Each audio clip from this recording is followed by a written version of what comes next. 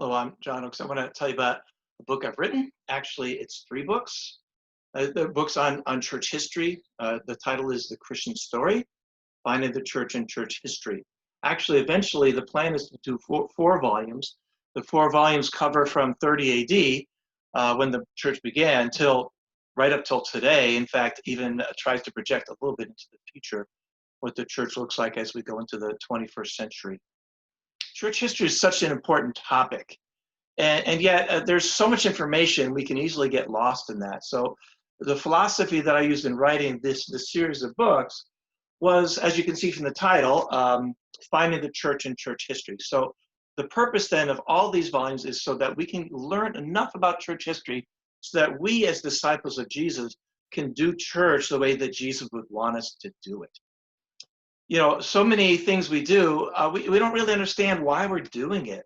So if we understand our own history, then we begin to understand why we're doing what we're doing. A lot of things we do, we think it's because it's in the Bible. Often it is, sometimes it's not. Often it's because of our background in, say, in the Restoration movement, or maybe something goes back to the time of the Protestant Reformation. So what I do then is I try to look at that information which is relevant. So for example, in the early church, the first few hundred years, we look at how the church had this incredible, amazing growth. So that Jesus' vision in Acts 1 verse 8, Jerusalem, Judea, Samaria, the ends of the earth, it all happened within a little over 100 years. So what were the factors? And what of those factors do we need to incorporate into what we do today?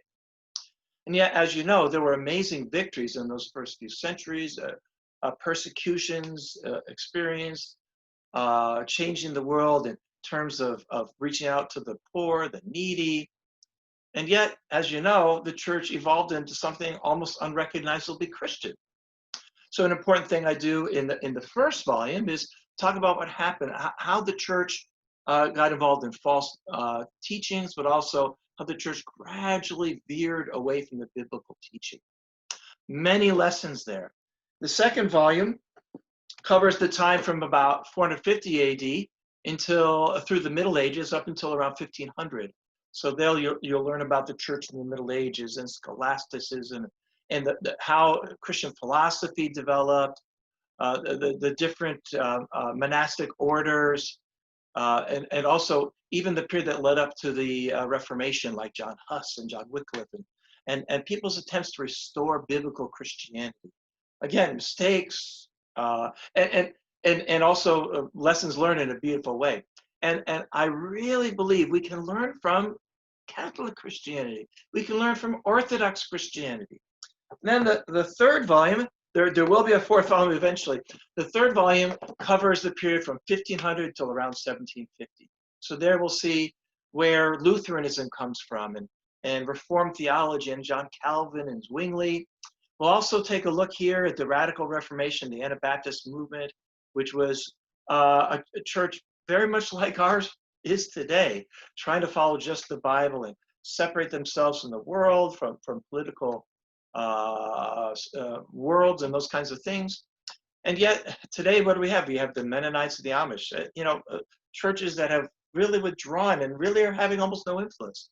So we can look at the good and the bad there. We'll learn about the development of the Baptist movement and Quakers and all those other things. So if you want to have insight into why we do what we do, where the church should be going, how we should view our interaction with other religious movements, understand why they do what they do, I really want to suggest you read this 3-volume set, which will eventually be a 4-volume set, The Christian Story. Thank you very much.